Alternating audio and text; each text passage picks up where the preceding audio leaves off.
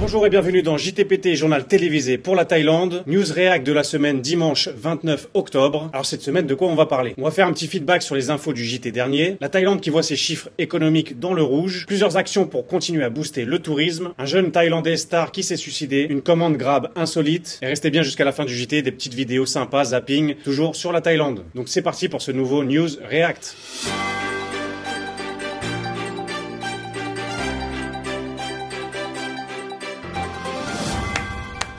Voilà, avant de commencer, merci à tous les nouveaux arrivants. Depuis la dernière vidéo, plus de 130 abonnés, plein de commentaires et d'interactions. Score incroyable, on a fait péter tous les statistiques. Toute proportion gardée par rapport à ma chaîne, hein. Je n'ai pas fait le million de vues non plus. Mais par rapport à ma chaîne, plus 130 abonnés, alors j'étais à 330, c'est énorme. Ah ouais, non, franchement top, on a tout pété. Hein. Tellement pété que mon spoiler s'en est parmi. Hein. Ouais, il est fragile émotionnellement parlant. Donc allez-y mollo quand même un peu les gars. Mais rassurez-moi, vous êtes abonnés parce que je parlais bien des 100 plus belles plages du monde, non? Hein?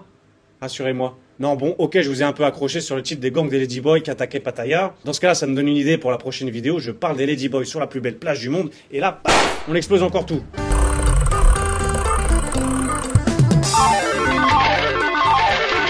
Blague à part, je vais pas pouvoir en parler à chaque JT, hein, mais en tout cas, voilà, c'était le sujet de l'actualité, je l'ai traité comme un autre. Peu importe la raison, que ce soit les plages ou autre chose, bienvenue, et c'est parti pour les nouvelles news.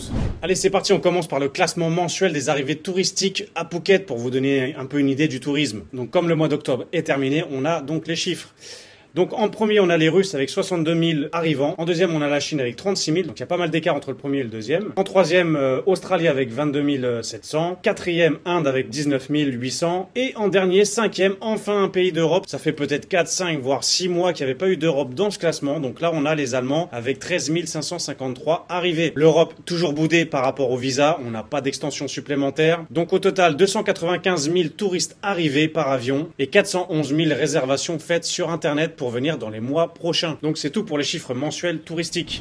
Alors on fait rapidement un petit flashback news sur une des infos qui avait été traitée au JT dernier, c'était sur les Indiens qui avaient agressé les agents d'immigration en illégalité, en overstay, en dépassement de visa dans une villa à Kamala, à Phuket. Et certains même ont été bannis à vie de Thaïlande. Alors ensuite les agents ont arrêté 6 étrangers au total, dont monsieur Nikhil, indien, pour avoir attaqué des agents de l'immigration et les avoir empêchés d'exercer leurs fonctions. 3 étrangers ont également été arrêtés pour avoir dépassé la durée de leur visa légal. Un propriétaire de maison a été accusé et condamné à une amende pour ne pas avoir respecté la loi, n'informant pas correctement l'immigration des étrangers présents dans la propriété. Oui, parce que normalement, les propriétaires d'appartements ou de maisons ou de villas, quand ils hébergent un étranger, doivent faire un courrier à l'immigration pour les tenir informés. S'ils le font pas, ils peuvent être sanctionnés. Les agents d'immigration de Phuket n'ont pas précisé lesquels sont bannis à vie. Il est très rare que les étrangers s'en prennent à des policiers thaïlandais. Voilà, bon débarras, écoutez, on va pas pleurer après eux. Passons à la news suivante. Alors, économie en Thaïlande, tous les voyants seraient dans le rouge. Le ralentissement de l'économie est évident du côté du secteur privé qui s'est récemment plaint de baisse des chiffres de vente et espère que le programme de relance du portefeuille numérique à 10 000 bahts sera mis en œuvre comme si cette manne était une panacée. Une augmentation du salaire journalier de 50 bahts rapporterait bien plus aux travailleurs que ce cadeau ponctuel. Alors c'est vrai que ce cadeau de 10 000 bahts à tous les Thaïlandais, sauf les riches, a précisé le Premier ministre thaïlandais, est toujours dans la tourmente, c'est très critiqué par l'opposition, mais c'est toujours appuyé par le Premier ministre, mais qui d'ailleurs ont précisé récemment qu'ils vont peut-être décaler ce projet de plusieurs mois, car forcément il faut trouver tous les fonds pour donner 10 000 bahts à tous les Thaïlandais. Alors malgré les facteurs négatifs, les économistes affirment que le secteur du tourisme reste un point positif malgré la saison des pluies, basse saison, et la baisse des arrivées de 2,13 millions de personnes contre 2,47 millions en août. Cela explique en partie par une baisse du nombre de visiteurs chinois, on le voit bien dans le classement précédent mensuel. L'article finit aussi que tous les produits agricoles se portent plutôt bien dans le secteur de l'économie, avec les valeurs qui augmentent. La hausse des prix agricoles a contribué à faire augmenter les exportations pour la première fois depuis près d'un an. Voilà, il n'y a pas tout qui est dans le rouge comme dirait l'article. Parmi les mesures justement qui favorisent le tourisme, on a l'officialisation des ouvertures de boîtes de nuit jusqu'à 4 heures du matin. Alors au début on en parlait juste pour Pattaya, mais là gentiment ça va s'étendre sur tout le pays d'ici fin d'année ou début d'année prochaine. Donc le gouvernement autorisera les bars et les discothèques à fonctionner jusqu'à 4 heures du matin à partir des vacances du Nouvel An, dans le but de stimuler l'économie, a déclaré hier le ministre de l'Intérieur,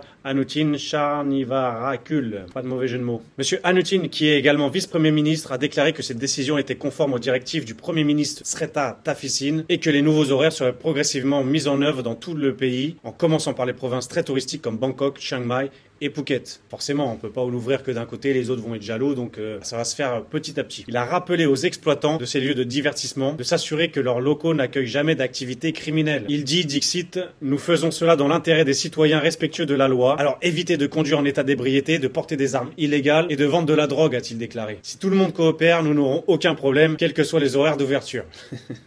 Bon, c'est une belle preuve de foi envers l'humanité, en tout cas. C'est un peu utopique, mais bon, je suis d'accord avec lui. Autre sujet qui a été mis sur la table, qui pourrait faire exploser le tourisme et l'économie, la légalisation des casinos en Thaïlande. Alors j'imagine que ça fait déjà des années qu'ils en parlent. En tout cas là c'est à nouveau d'actualité, il y a une discussion qui a été faite. Donc un comité de 60 membres chargé d'étudier le lancement potentiel de centres de divertissement, y compris les casinos, a été mis en place par la Chambre des représentants de Thaïlande. Cette mesure vise à corriger la question des casinos clandestins et de revigorer l'état financier de la nation, comme le suggère une proposition présentée par des députés de divers partis. Donc là l'info principale c'est que c'est pas seulement un parti qui propose de réétudier la question, mais c'est vraiment plusieurs partis politiques qui discutent ensemble. Alors bien sûr, si vous ne le savez pas, tout ce qui est jeux en ligne, jeux de chance, tous les jeux liés à l'argent en tout cas est interdit en Thaïlande. Vous pouvez faire de la prison pour ça, c'est totalement illégal. Alors on a quelques commentaires suite à ce post. Donc quelqu'un qui dit que les Thaïlandais croient beaucoup à la chance, et ça ce serait vraiment horrible pour eux et leur famille, car à trop croire à la chance peut-être qu'ils joueraient trop et deviendraient trop addicts. Un autre commentaire un peu plus moqueur dira qu'on pourra être drogué, avoir des relations sensuelles et maintenant jouer à des jeux, comme il dit, ce sera perfect place, donc le parfait endroit pour venir, à chacun ses intérêts après en Thaïlande. Voilà, donc vous, qu'est-ce que vous en pensez du coup de la venue des casinos ou des paris, des jeux en ligne? Est-ce que ça aura un impact positif ou négatif? Dites-moi ce que vous en pensez. C'est vrai que pour le peuple thaïlandais qui est peut-être pas trop habitué à ça et qui était quelque chose d'illégal, peut-être qu'ils vont tous vouloir y aller d'un coup. On sait que côté argent, côté économie, ils sont pas fortiches, ils sont d'ailleurs très endettés en ce moment, donc financièrement je sais pas pour eux en tout cas. Ça ravira certainement beaucoup d'étrangers qui vivent en Thaïlande, qui avaient accès à ces jeux-là dans leur pays. Donc voilà, à voir. Voilà, du coup, j'ai relevé un autre article pour preuve que c'est bien interdit. Du côté de Pattaya, ils ont arrêté un casino clandestin en pleine forêt. La police et les agents administratifs de Banglamung ont appréhendé 29 joueurs présumés mardi 24 octobre, parmi lesquels un possible policier. À 22h30, les autorités ont perquisitionné un casino clandestin caché au plus profond de la périphérie boisée du village de Ban Phu Thai, donc tout près de Pattaya. La police a saisi 5 tableaux d'affichage, du matériel, des jetons d'une valeur de 15 000 bahts, 36 palettes d'argent, diverses sommes d'argent et plus de 610 dés utilisés dans un jeu illégal. Des cahiers ont notamment été découverts documentant les frais. Ces registres ont dévoilé que le propriétaire du bois recevait 12 000 bahts par jour et le personnel 2 000 bahts. Donc en quelque sorte, ils payaient leur emplacement de location dans le bois, dans la forêt. Le dossier relève également que les activités ont commencé le 12 octobre 2023. Donc c'était assez récent. Au cours de l'opération, la police a arrêté plus de 29 joueurs présumés, 21 hommes et 8 femmes. En voyant la police, certains joueurs ont tenté d'échapper en s'enfuyant dans la forêt, tandis que d'autres ont même tenté de se sauver dans l'eau d'un étang voisin. Néanmoins, les autorités avaient déjà bouclé tous les issues, ce qui leur a permis d'appréhender les 29 personnes. Ouais, donc info importante aussi, un suspect identifié par la police de Banglamung comme étant Chanmong Rodrit semblerait être un policier. Le sergent de police de 47 ans a été retrouvé en possession d'équipements de jeu et de clips vidéo enregistrés à des fins de lutte contre la triche. Donc en gros, ils avaient certainement employé le policier comme une sorte d'arbitre qui filmait les jeux pour pas qu'il y ait de la triche. En outre, une fouille des véhicules de joueurs a permis à découvrir un pistolet CZ 9 mm avec 10 cartouches enregistré au nom du policier non identifié qui a maintenant été suspendu pour une enquête plus approfondie. Donc le policier faisait aussi certainement la sécurité. Alors pour conclure, ce qui frappe dans cette histoire, c'est que les joueurs sont réduits à se cacher dans la forêt pour assouvir leurs vices. Cependant, on notera que les sommes fort modestes, bien éloignées de ce que l'on connaît des jeux en ligne. Par exemple, on suppose que ces 29 personnes ne sont pas assez à l'aise avec les ordinateurs pour jouer en ligne. Ceci dit, sans les défendre, je trouve que maintenant, jouer en ligne, c'est beaucoup plus risqué, beaucoup plus dur qu'avant, car on connaît bien maintenant le développement rapide des technologies et des intelligences artificielles. Comment faire confiance maintenant à ces jeux en ligne qui pourraient faire appel à ces services-là d'intelligence artificielle ou divers autres triches? Personnellement, moi, j'aurais moins confiance en ligne qu'en réalité. J'ai eu pas mal de retours de joueurs de poker qui se trouvent dans l'incapacité maintenant de gagner leur vie avec ce mode de jeu-là. Il y a même des témoignages comme quoi sur les plateformes de poker, il y a des bots, des bots, ça veut dire des robots, des automatisations qui viennent jouer, soit qui peuvent être employés par la plateforme, ou soit que d'autres joueurs professionnels payent pour les faire venir sur la table et biaiser le jeu. Donc maintenant, tout est possible. Il faut vraiment se méfier en ligne. Ça fait un peu penser dans les raids américains, dans les films américains où les polices viennent dans la jungle pour arrêter tout un laboratoire de cocaïne. Là, pour le coup, c'est pas la drogue, c'est pour les jeux, donc c'est pour vous dire à quel point c'est encore interdit. Après, ça peut changer très vite, c'est comme la weed qui a été légalisée un peu comme ça du jour au lendemain. Moi, je me pose toujours la question pour ceux qui se font arrêter, par exemple pour ce genre de motif-là, pour jeux en ligne ou pour casino. Si la loi change du jour au lendemain, qu'est-ce qu'ils font? Est-ce qu'ils font toujours leur peine? Est-ce qu'ils sortent immédiatement de prison? Je sais pas. Sans transition, une news un peu plus triste. Dom, le petit footballeur de la grotte le plus emblématique, décédé en Angleterre à 17 ans, s'est suicidé. Alors c'est pas une news qui est récente, c'est juste les analyses de l'enquête qui précisent la raison de sa mort, donc le suicide. Alors si vous connaissiez pas l'histoire, en fait en 2018, un entraîneur et ses jeunes footballeurs étaient partis en bateau, faire un trip en bateau, et ils se sont retrouvés coincés 9 jours dans une grotte souterraine. Je vais vous lire l'article qu'on trouve sur Wikipédia. Le 23 juin 2018, 12 enfants et leur entraîneur sont restés bloqués par la montée des eaux d'une rivière souterraine dans la grotte de Tam Luang Nang Non, située dans la province de Chiang Rai, à la frontière avec la Birmanie et le Laos. Les eaux souterraines, grossies par la mousson, ont amené le groupe à pénétrer plus profondément dans la cavité jusqu'à se trouver isolé à 4 km de l'entrée. Au cours des opérations de secours, Saman Kunan, un plongeur, est décédé. Donc oui, en plus de ça, un plongeur qui a tenté de venir en aide est décédé pendant cette tentative de sauvetage. Donc cette histoire avait ému tout le pays, ils en ont fait même un film. Je vous mets un extrait du trailer, de la bande-annonce.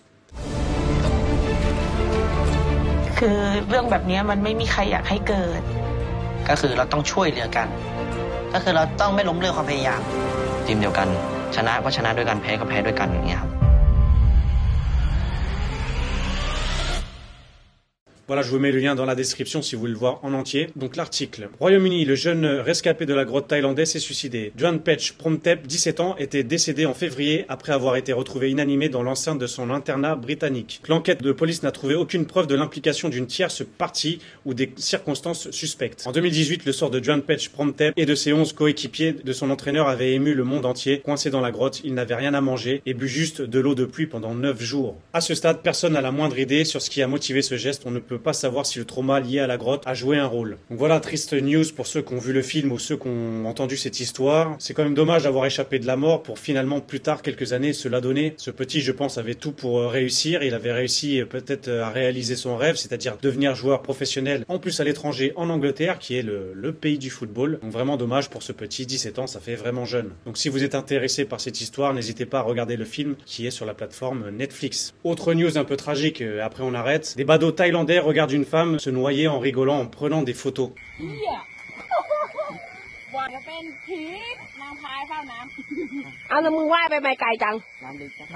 Donc on va pas tout lire l'article, mais c'est pour vous raconter ensuite une anecdote qui s'est passée quelques siècles auparavant du côté de la famille royale. Donc selon Surine, sa fille jouait dans l'eau la nuit tombée. Vers 20 h, elle aurait glissé dans la partie profonde du canal, s'accrochant à un arbre avant de perdre prise et d'être emportée par l'eau. On entendait clairement Surat Wadi crier à l'aide, mais au lieu de bouger le petit doigt, les spectateurs ont prétendu qu'elle tentait de se suicider. La vidéo contredit cela, puisqu'on peut entendre Surat Wadi appeler à l'aide. Il a également été noté qu'elle avait consommé de l'alcool avant d'entrer dans l'eau. Surine, la mère, a également déclaré que sa fille souffrait des troubles mentaux, ce qui ne justifie en rien l'apathie des spectateurs, au contraire. Quel que soit l'état de santé mentale de sa fille, elle était une bonne personne, selon la maman, même si elle avait bu de l'alcool. Ce qui a le plus blessé la maman, c'est d'entendre quelqu'un dire « laissez-la se noyer, elle cherche l'attention ». On comprend en creux que la notion de non-assistance à personne en danger n'existe pas à Chainat, car à aucun moment la maman ne parle de porter plainte, à aucun moment la police ne s'est saisie de l'affaire et à aucun moment les badauds ne se sont sentis coupables. Donc voilà, mais ça ne m'étonne même pas des nouvelles générations qui n'ont pas la notion du réel, qui préfèrent filmer les dangers plutôt que de venir en aide. Ça existait déjà auparavant, la lâcheté, mais les nouvelles générations, je pense qu'elles ont encore un cran supplémentaire. Alors oui, suite à ça, je venais de voir une vidéo de Astronogeek, une histoire un petit peu similaire, c'est pour ça que je fais le lien avec cette news. Alors l'épouse royale qui avait à l'époque 19 ans, 19e siècle, est morte aussi noyée. C'était l'épouse du roi Ranma V. Alors à l'époque, il y avait une loi interdisant absolument de toucher, même d'effleurer la reine thaïlandaise. Si c'était le cas, vous pouvez certainement risquer la prison à vie, voire peut-être une autre sentence. Sauf qu'un jour, ils sont partis se promener en bateau, donc sur l'embarcation, il y avait donc la reine, les gens de maison, ainsi que des gardes. Malheureusement, le bateau a chaviré, faisant tomber la reine dans l'eau. Suite à cette loi, personne a osé dans un premier temps venir la secourir, car il n'avait pas droit de la toucher. Après de longs moments d'hésitation, 3 amis de la reine ont quand même décidé de plonger dans l'eau pour venir en aide. Les gardes sur place les en ont empêchés, ce qui a fait que tout le monde regardait de manière impuissante la reine se noyer devant leurs yeux. Alors suite à ça, les gardes qui ont empêché les amis de vouloir sauver la reine ont été sanctionnés quand même, et par la suite ils ont modifié la loi sur le fait qu'on a éventuellement le droit de toucher ou de s'approcher de la reine. Cette loi, c'est un peu l'ancêtre de la loi toujours actuelle de lèse-majesté, c'est-à-dire qu'on n'a pas le droit de critiquer ou de parler en mal sur le roi sous peine de risquer une peine de prison. Donc voilà pour la petite anecdote, je l'ai très mal raconté. Si vous voulez voir la vidéo, c'est Astronogeek qui raconte ça sur sa chaîne, beaucoup mieux que moi, mais c'était une histoire que je ne connaissais pas, donc intéressante. Une petite anecdote vidéo rapide, un peu du n'importe quoi. Donc un livreur Grab qui a dû prendre l'avion pour aller livrer le repas d'une cliente. Donc cette cliente a passé commande de l'aéroport de Singapour, un livreur Grab thaïlandais. Donc le mec, il a pris l'avion, il a pris son sac Grab en bagage à main, il s'est tout fait payer pour aller livrer quelques heures après dans l'aéroport. Ça va faire bondir les écologistes, hein, parce que prendre un avion pour aller se faire livrer un repas, c'est pas top. Et puis je suis pas sûr que la nourriture elle va être encore chaude, hein, donc j'ai pas compris le concept. Hein. Donc si vous avez compris, expliquez-moi. En tout cas, le mec avait l'air heureux. Il a eu une commande de plus de 2000 $. Donc bravo à lui, s'est tapé un petit voyage. Je sais que la nourriture thaïlandaise est bonne, mais bon, faut peut-être quand même pas abuser. Ça m'étonnerait qu'à Singapour, il y a pas un resto thaïlandais dans lequel tu peux manger. Donc je sais pas quel était le concept, si c'était quoi encore un challenge TikTok, quelque chose comme ça. En tout cas, c'est du grand n'importe quoi. Allez, pour finir un petit peu plus en légèreté, on a deux petites vidéos sympathiques. Première vidéo, c'est un éléphant. C'est là où on voit l'intelligence animale qui s'arrête au bord de la route et il attend quoi? C'est la douane, il attend à manger tout simplement. Donc dès qu'il repère un gros camion, il n'hésite pas à mettre sa masse en plein milieu de la route pour faire stopper le poids lourd. Donc c'est un concours de poids lourd. Et voilà, au passage, il saisit une bonne poignée. Là, ce qu'on voit, ça doit être de la canne à sucre. Et voilà, il mange sa pépère au bord de la route. Et le détail qui est génial, c'est qu'en tout cas, les gens sont prévenus. Il y a le gros panneau en jaune qui indique Elephant Crossing. Ça veut dire, ouais, attention, les éléphants traversent. Donc au moins, ils sont prévenus. Et t'as l'éléphant qui est juste en dessous. À croire qu'il le sait, quoi. À croire que c'est lui qui a monté le panneau. Excellent, j'adore. Deuxième vidéo, alors celle-là m'a bien fait rire. On voit l'attitude et surtout le regard du chien qui veut dire tous les mots du monde. Donc on a sa propriétaire qui est en train de se faire un petit karaoké maison. Et là où certainement il s'apprêtait à s'endormir, il jette un regard. Et tu fais quoi là? Qu'est-ce que tu chantes là? T'es sérieuse là? Et au moment où il commence à repositionner un petit peu sa tête, bah elle décide de le taquiner un peu, de chanter un peu plus près. Et on voit le regard du coin de l'œil. Non, sa tête est excellente, hein. C'est vraiment, les animaux ne trichent pas, même s'ils ne peuvent pas parler, leurs attitudes parfois sont beaucoup plus parlantes. Allez, c'est tout pour cette semaine, ce JT est terminé, merci d'avoir regardé jusqu'au bout. Continuez à interagir avec la vidéo, à liker, à commenter, je réponds à tous les commentaires, à s'abonner bien entendu, la petite cloche pour ne louper aucune vidéo, ajoutez mes réseaux sociaux. Je vous donne rendez-vous la semaine prochaine, passez une bonne semaine, prenez soin de vous et à très bientôt. Ciao.